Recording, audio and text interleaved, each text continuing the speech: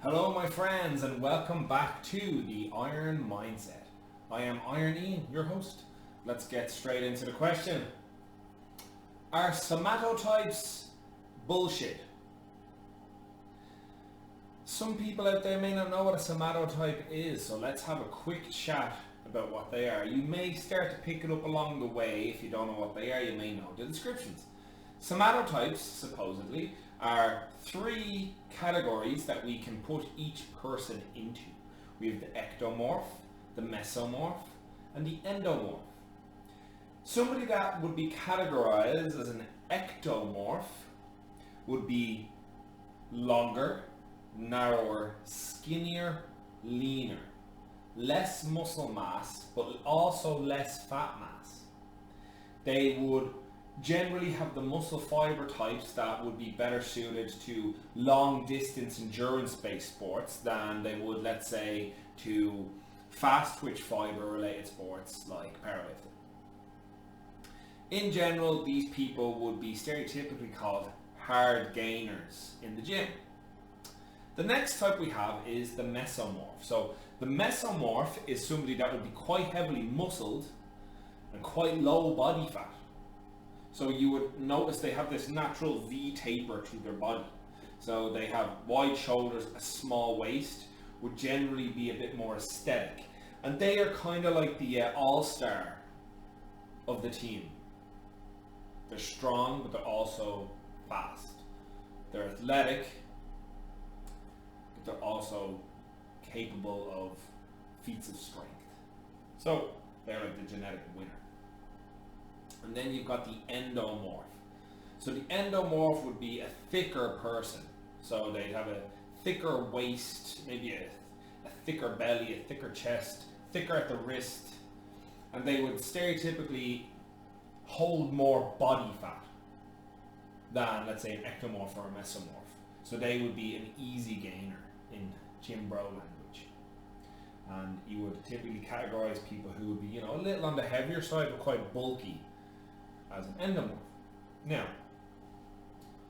what do we glean from all this? Is there any kind of scientific evidence to back this up? So the study of this, we won't go into a big history lesson, but basically the guy that did the study went through pictures, dozens and hundreds of thousands of pictures of people and started to categorize, and we noticed this trend. If I remember my history correctly, he actually kind of stole the research off a student of his.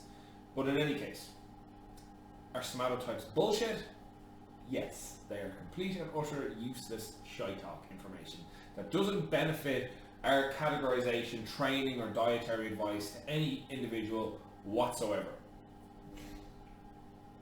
You could make the argument based on genetics that you could say, well, maybe genetically this person is more predisposed to retain body fat, and maybe genetically this person's less predisposed to build muscle.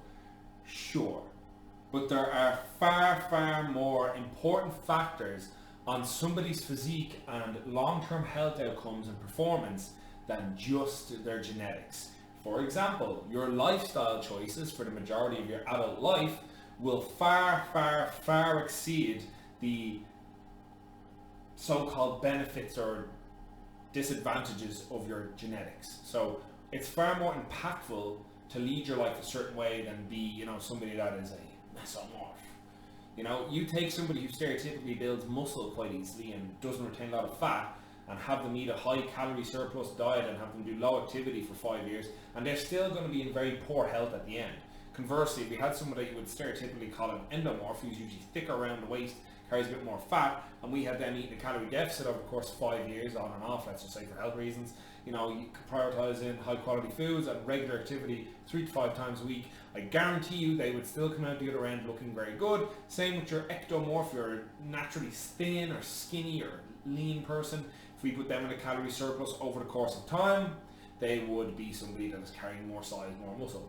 So the factors that we would look at before we ever look at genetics will be relationship to food, relationship to exercise, socioeconomic background, education, their family, their history, their dietary preferences. There's so many other factors. Genetics, not so much down to where, like what somebody looks like or what their heritage is, but like strictly like what part of the world are you from? What availability of food do you have? What is your understanding of your relationship with food? What way do you look at food? Like what do you even perceive as food? I'll give you a quick example. I have a client who has recently started changing the way she eats. She recently tried to start including more like Greek yogurt and peanut butter in her diet. So she had peanut butter on toast one morning, and her mother was like, "Oh my god, what is that? That's disgusting." Same when she'd eat the yogurt, she'd go, "How can you eat that?" So you can see how in that scenario the parent has shaped their biases that they've obviously learned into their child, who is now trying to break the cycle. But you see how small these interactions can be and change the way we perceive food. I've also had people say to me, for example, they couldn't eat a steak because it's too much like the animal, but they could eat a burger from McDonald's. Do you get what I'm saying? People's relationships with food are complex. I, for example, don't eat fish because of a weird story I told my friends about another kid when I was 9, and that has forever warped me against fish, unless somebody knows somebody that can hypnotize me. In any case, there's more nuance to why somebody may look a certain way or have a hard time changing their lifestyle than strictly, your somatotype. There is actually another example I'll give. A very good friend of mine, Evan Wallace PT on Instagram, very talented young trainer in Flight Fit Swords. He would be somebody people would have stereotypically called an ectomorph or a hard gainer. Somebody that had a hard time putting on weight. I've known Evan for a couple of years. The reason Evan couldn't put on weight isn't because he's a hard gainer and he was eating a shitload of calories every day and the weight just wasn't going on. The reason he wasn't gaining any weight is because the fucker wouldn't eat consistently. And he knows this himself. He would have the relationship with food and the habits around eating that you would want a client, let's say in the gym, to adopt to lose body fat. So I've been out to eat with a guy and he'll take a bite of something, put it down and take both his hands off the knife and fork or away from the table, put them on his lap. He'll usually tap away in his lap like this. You can probably hear that. While he chews, he'll also chew his food quite thoroughly before he takes another bite. Before he takes another bite, he'll look at the food, he'll take the bite, he'll put the food back down. All this is signaling to your brain, you're eating now. Be ready to receive the nutrients. So he's going to fill up way faster. So every habit he had around eating was not the habits we would have for somebody who's trying to gain weight. It'd be the ideal habits for somebody who's trying to lose weight. Now, luckily, he has hired a very good nutrition coach named Ben Crawwell, who you can also check out on Instagram. Ben Crawwell, who's another powerlifter out of Abs. And Ben has been keeping Evan accountable over the past few months, and Evan is finally gaining weight because he has been consistently taking in his calories. Now his calorie intake has had to be quite high because it took a while for the weight to start going on the scales, but now he is consistently gaining size and muscle, and his numbers on his list are going through the roof. So these are a million and one other factors that we could say before we ever even look at the idea of genetics, and even that the real dumbed down version we call somatotypes.